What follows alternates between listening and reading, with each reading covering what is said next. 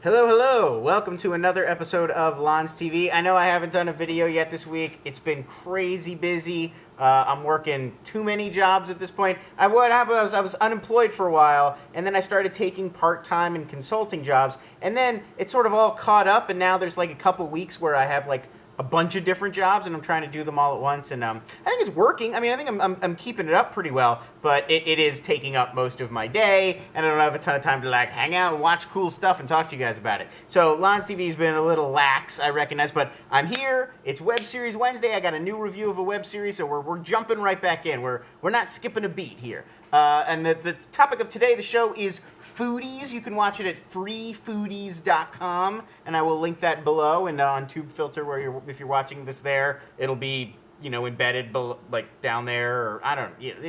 I hate when people point and then it's not right there. It'll be below me, because I'm, you know, me. So, freefoodies.com is where you can go. The show is called Foodies. It's sort of it's a send-up of, like, obsessive food culture and hipsterdom, sort of at the same time. So it pits like an everyman, his name is Porter, up against his fiance, and her fiance. His fiance is in, it's a little complicated. His fiance is in a hipstery collective. They call themselves, I think, the Diner Club or the Diners Club. And every week they meet and they cook like a crazy over-the-top fancy meal. And then they like take pictures of it and blog about it and eat it and talk about it. And they just generally like obsess about like fancy pants, like overly, you know, done sort of contemporary food.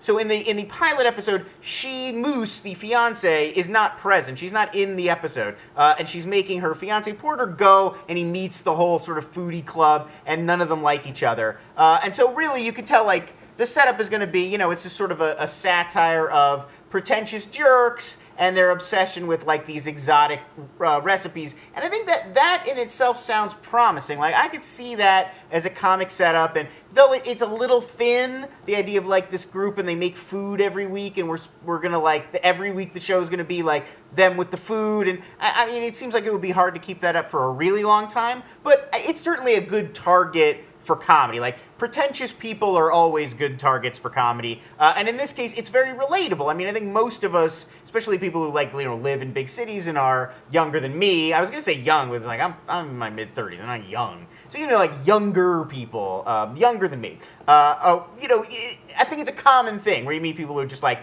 they love, and I'm sort of guilty of it myself in some ways. Like, I talk about the maple sausage gravy from Animal, a restaurant I really love here in LA, like, all the time. So I think everybody knows a few people who like food as their hobby and they're really into it. And so this is, you know, sort of relatable in that way. And it's like I said, it's a good target for satire, but I feel like the show goes beyond satire and sort of into hate. And that's where it becomes a little unpleasant. Like, most satire that works that's funny, it's almost like there's two kinds of satire. There's the really, like, the intended to make, like, a political point satire, which is not really funny. It's actually deathly serious. It's using, like, sarcasm and parody to ridicule. And there that is one side. And then there's like the funny, lighter kind of satire, which is really more like parody. And I feel like that's where a show like this should aim. It's like 6-7 minute episodes. It's a web comedy show. It's obviously like big over the top characters and everything. They should be aiming for funny, and instead they're getting the really like incisive, like almost mean-spirited ridicule of these people. And honestly, I don't know if hipsters who obsess about food even deserve that level of scorn and ridicule. I mean, it's not like they're making a political point or like, finally someone is taking it to hipsters who love food. Like, why not just make it more like sort of light and funny and make them sort of sympathetic and relatable at the same time as you're kind of mocking them? It seems like it would be more like that, like more best of show, less waiting for Guffman, which is way more harsh. And honestly, the whole show is sort of has this like hateful attitude. Like, all the characters in the pilot hate each other. Like, Porter doesn't want to be there at all. He has no time or tolerance for these like puffed up, pretentious, you know, food people. In fact, we open with him eating a double-double right outside of the house where he's going to go in and have this food, which is very disrespectful. It's an odd way to open a show, and that's our leading character, because most people would not do that. Would go to like a dinner party with people, especially a dinner party with people they didn't really know that well, and bring their own food and eat it right outside the door, like, I don't want to eat your food. Like, that right there is sort of hostile and kind of starts him off on a non-sympathetic tip, and then it just goes from there. He's very intolerant of these guys. He's obviously approaching it with some degree of scorn. And then there's the hipster dining club people, and they're even more hateful than him. Like, they really don't want him there, and the whole dinner ends up being this elaborate sort of prank to make him look stupid. And we even have like a cutaway. We meet one character, and then we cut away to that character making a vlog later where he's like, oh, I hate that guy. And it's just like, the whole show is really about all these people, like, they can't stand each other and they're just constantly clashing. And like, you need conflict for any sort of drama, but it doesn't need to be this really mean we want to just get to know these characters, and it's easier and more fun to get to know people when they're not like seething at one another the whole time. And it just made the show honestly made me uncomfortable. And I was wondering, the whole plot hinges on this woman Moose, who is the fiance of Porter and the friend of these guys, and she's not there. I looked it up on the website. She is in future episodes. Only the pilot has been uploaded so far. It went up today.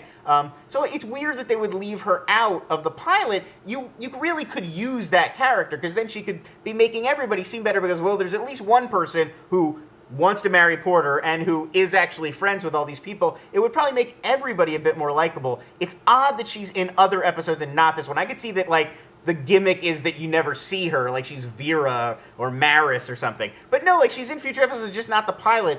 It's a very strange decision that I don't really get. The one more thing I'd say is I don't want to I hate coming down on web series. You know that. I want to be really positive. But there's an actor, Daniel Franzese or Franzese. I actually recognized him as soon as the show started. I was like, where do I know that guy? And then I looked up his bio. He was in Bully, the Larry Clark film, Bully, the follow-up to Kids, and I remember him specifically. He's memorable in that movie. He does like a bunch of acid, and then he's playing Mortal Kombat, and there's like a fatality, and it makes him sick to his stomach.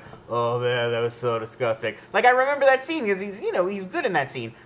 It's stuck in my mind all these years later. I saw that movie in like the 90s. But anyway, here he is like way over the top, like super cartoonish of like this uptight, stuffy, pretentious creep who loves food and takes it super seriously and is like one of these just real snobby, like, oh, do you know who that guy is? Oh, of course you do, And it's just, it's beyond like a Saturday Night Live type character. And for a show like this, you would think you want to go, I know I make the case a lot, but you always want to underplay that stuff a little more. Go a little subtle. Maybe have it take the time we're watching the episode for us to realize what a blowhard this guy is, instead of having him like zero to blowhard like the moment he comes on screen and he's like sort of unbearable for the entire episode. So, not great. It was the first episode. I definitely would like to give it a chance because I do think it's a promising setup, and I think they have the right sort of general spirit and attitude of it. I just think that, it sort of is still trying to find its voice, and it comes off a little harsh and a little grating, and I feel like, it really should be a show. It's celebrating foodies more than